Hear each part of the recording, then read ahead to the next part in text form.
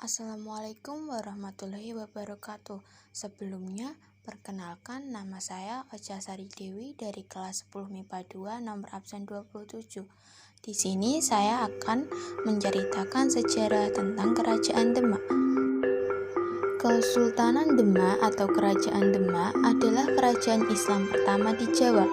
Kerajaan Demak menjadi pusat penyebaran agama Islam di Jawa di bawah kepemimpinan raja pertamanya. Pendiri Kerajaan Demak. Kerajaan Demak atau Kesultanan Demak berdiri pada perkiraan tahun 1478 atau akhir abad ke-15 sebelum Masehi. Pendiri Kerajaan Demak adalah Raden Patah. Raden Patah merupakan pendiri sekaligus raja pertama di Kerajaan Demak. Raden Patah merupakan keturunan dari raja terakhir Kerajaan Majapahit, yaitu Prabu Brawijaya V. Raden Patah memiliki mata yang agak sipit. Ini karena ia merupakan keturunan Tionghoa. Lebih jelasnya, Raden Patah mempunyai ibu bernama Siu Banci yang merupakan seorang wanita muslim keturunan Cina. Kerajaan Demak merupakan kerajaan Islam pertama di Pulau Jawa dan pelopor penyebaran agama Islam, sehingga keberadaannya dinilai sebagai yang memiliki peran besar terhadap persebaran agama Islam di Pulau Jawa. Latar belakang berdirinya Kerajaan Demak. Pada abad ke-15 sebelum Masehi, Indonesia sedang berada pada masa transisi. Pada masa itu sedang terjadi transisi dari agama Hindu-Buddha menjadi Islam, ditandai dengan runtuhnya Kerajaan Majapahit. Salah satunya dengan munculnya Kerajaan Demak sebagai kerajaan Islam pertama di Pulau Jawa. Pada awalnya, Kerajaan Demak merupakan sebuah daerah bernama Bintoro atau Gelagahwangi yang merupakan salah satu daerah kekuasaan Majapahit. Karena Kerajaan Majapahit ini mengalami kemunduran, akhirnya daerah-daerah kekuasaannya mulai melepaskan diri dan saling serang karena merasa merupakan ahli waris Kerajaan Majapahit yang sah. Raden Patah yang merupakan anak raja terakhir Majapahit atau Prabu Brawijaya V mendapat dukungan dari para wali songo dan Ki Ageng Pengging untuk menjadi Bupati Demak dengan ibu kota Bintara. Setelah itu, karena memiliki dukungan dari wali songo dan karena daerah kekuasaannya strategis, akhirnya para wali songo menyarankan Raden Patah untuk mendirikan Kerajaan Demak sebagai kerajaan Islam dan memisahkan diri seutuhnya dari Kerajaan Majapahit.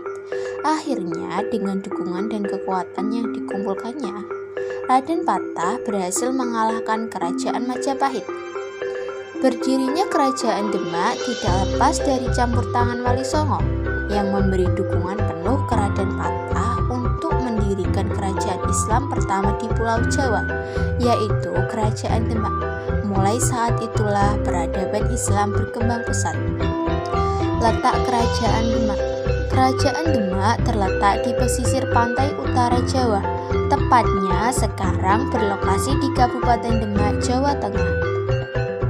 Silsilah Kerajaan Demak. Silsilah atau pohon keluarga inti dari Kerajaan Demak yang dimulai oleh Prabu Brawijaya V dan Siu Banci yang merupakan seorang gundi Prabu Brawijaya V. Siu Banci merupakan wanita muslim Cina, sehingga semua keturunan Brawijaya V dan Siu Banci memiliki darah Tionghoa. Brawijaya V dan Siu Banci memiliki anak bernama Raden Patah yang kemudian menikah dengan Ratu Asyika.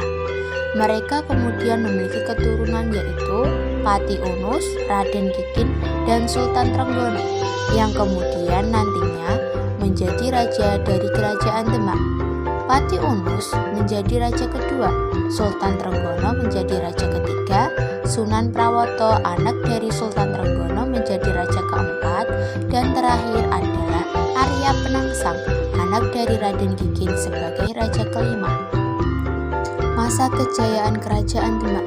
Kerajaan Demak mencapai puncak kejayaan pada masa pemerintahan Sultan Trenggono. yaitu pada pemerintahan tahun 1521 sampai 1546. Sultan Trenggono dikenal sebagai raja yang sangat bijaksana dan gagah berani. Pada masa pemerintahan Sultan Trenggono, Kerajaan Demak berhasil memperluas kekuasaannya hingga ke Sunda Kelapa, Tuban, Surabaya, Pasuruan, Malang, dan Belambangan. Dengan adanya kekuasaan yang dimilikinya, akhirnya Kerajaan Demak juga berhasil menyebarkan agama Islam secara luas. Dapat dikatakan pada saat itu, Kerajaan Demak merupakan kerajaan Islam terkuat di Jawa. Wafatnya Sultan Trenggono membuat tampuk kepemimpinan Kerajaan Demak diperebutkan. Pangeran Surawiyoto atau Pangeran Sekar berupaya untuk menduduki kekuasaan, mengalahkan Sunan Prawoto, putra Sultan Trenggono. Sunan Prawoto lalu membunuh Surawiyoto dan menduduki kekuasaan. Kejadian tersebut menyebabkan sulitnya dukungan terhadap kekuasaan Sunan Prawoto. Ia lalu memindahkan pusat kekuasaan Demak ke wilayahnya di Prawoto, Pati, Jawa Tengah. Ia hanya berkuasa selama 1 tahun karena dibunuh Arya Penangsang, putra Surawiyoto pada 1547. Arya Penangsang menduduki takhta kerajaan Demak setelah membunuh Sunan Prawoto. Ia juga menyingkirkan Pangeran Hadiri atau Pangeran Kalinyamat, penguasa Jepara, karena dianggap berbahaya bagi kekuasaannya. Kehidupan masyarakat Demak diatur berdasarkan undang-undang ajaran agama Islam, sedangkan tradisi lama masih dipakai asal tidak bertentangan dengan undang-undang. Oleh sebab itu, muncul sistem kehidupan masyarakat yang terpengaruh dari agama Islam. Kerajaan Demak merupakan negara maritim yang mengandalkan kelautan. Perekonomian Demak adalah perdagangan. Hal tersebut dikarenakan pelabuhan Demak merupakan tempat transit dari para pedagang. Letaknya yang sangat strategis menjadikan pelabuhan Demak menjadi tempat transit pedagang dari barat yang akan menuju ke timur. Begitu juga sebaliknya. Barang dagangan yang diekspor kerajaan Demak antara lain beras, lilin, dan madu. Barang-barang itu diekspor ke Malaka, Maluku, dan Samudra Pasai. Runtuhnya Kerajaan Demak. Keruntuhan Kerajaan Demak disebabkan oleh pemberontakan Adipati Hadiwijaya, penguasa Pajang pada 1556. Hadiwijaya semula sangat setia pada Demak. Pemberontakan Hadiwijaya disebabkan oleh Arya Penangsang yang membunuh Sunan Prawata dan Pangeran Kalinyamat. Pemberontakan Adipati Hadiwijaya menyebabkan runtuhnya Kerajaan Demak menjadi fasal atau wilayah kekuasaan Kesultanan Pajang. Peninggalan Kerajaan Demak.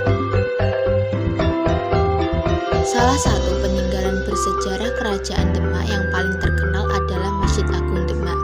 Yang kedua, Pintu Bledek. Pintu Bledek adalah pintu hasil ciptaan Ki Ageng Selo pada masa zaman Wali yang konon mampu menangkal petir. Yang ketiga, Soko Tatal. Soko Tatal merupakan tiang utama penyangga kerangka atap masjid yang tersusun 3. Yang keempat, Situs Kolam Wudu. Situs Kolam Wudu dibangun mengiringi awal berdirinya Masjid Agung Demak sebagai tempat untuk berwudu. Yang kelima, Maksurah. Maksurah adalah artefak bangunan berukir peninggalan masa lampau yang memiliki nilai estetika. Yang keenam, Piring Campa. Piring Campa merupakan piring porselen sebanyak 65 buah yang saat ini dipasang pada